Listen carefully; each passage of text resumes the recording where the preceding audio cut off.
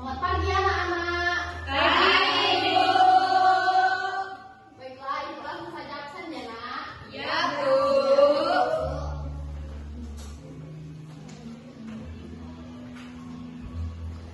Amelia Sakti, Hadir, Bu. Anggun Jasmi, Hadir. Anissa, Ibu. Dwi Sapitri, Sakit. Husnul Afifah, Hadir. Ines Ayustia, Hadir, Bu.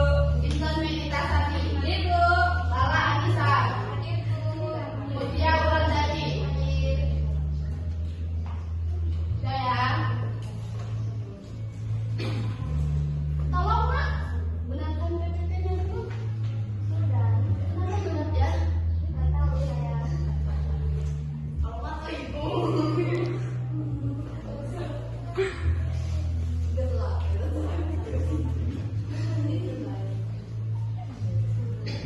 Baiklah, langsung saja Ibu jelaskan tentang pengertian teks anekdot. Nah, di sini itu teks anekdot itu cerita yang berisi rangkaian kalimat-kalimat lucu, tapi nggak semua cerita itu lucu dalam berbagai anekdot. Nah, dalam kamus besar bahasa Indonesia, teks anekdot itu cerita singkat yang menarik dan lucu yang menghibur. Biasanya teks anekdot menceritakan orang penting atau orang terkenal yang berdasarkan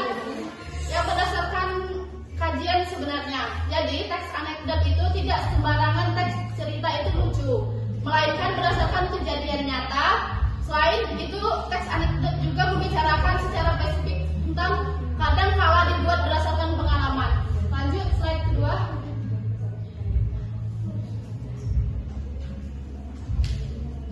Nah, dari teks anekdot ini berupa ciri-ciri. Yang pertama itu bisa bersifat lucu, kemudian bisa bersifat mengkritik, kemudian bersifat menyindir, dan bisa berdasarkan pengalaman pribadi atau tokoh. Kemudian yang terakhir memiliki tujuan tertentu. Lanjut slide berikutnya. Yang terakhir hampir menyerupai sebuah dongeng dan bisa menceritakan sebuah hubungan antar manusia dan hewan. Lanjut.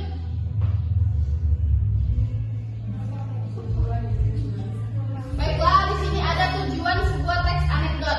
Nah, tujuan yang pertama bisa sebagai sarana hiburan, yang kedua membangkitkan tawa pembaca, yang ketiga sebagai saran untuk mengkritik. Lanjut slide selanjutnya.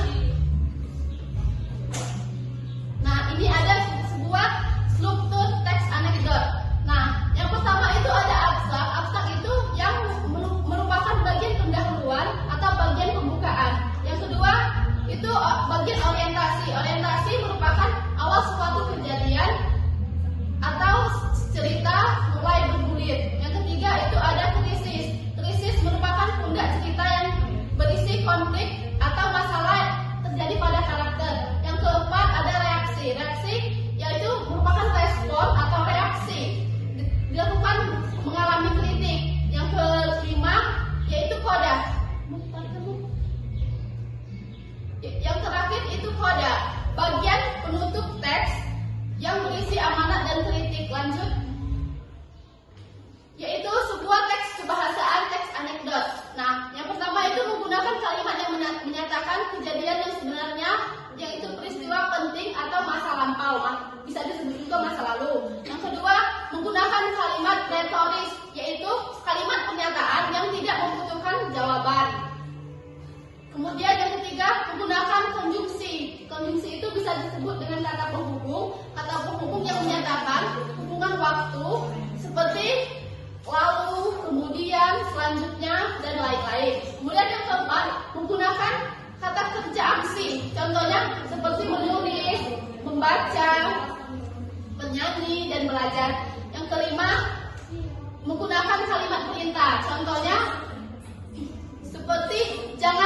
sampah sembarangan. Kemudian yang keenam, menggunakan kalimat yang menggunakan tanda seru. Ini contoh tanda seru.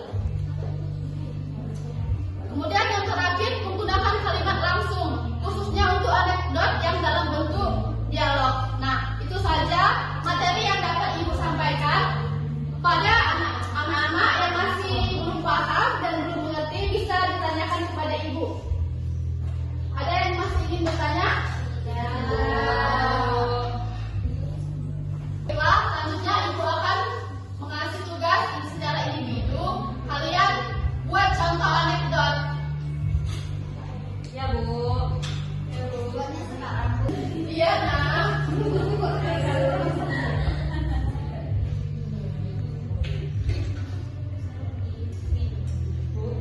Bu kasih waktu. Bentar ya, teman Ibu mau mempercepat waktu karena ada rapat. Iya Bu.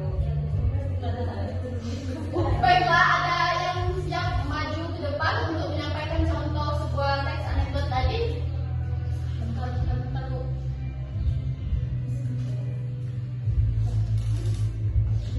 Boleh maju ke depan, Anissa? Saya aja, Bu.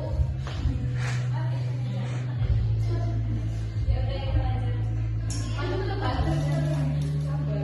Sebentar, Bu. Terus nih, ada yang lama, Bu. Gak ada. Gak ada.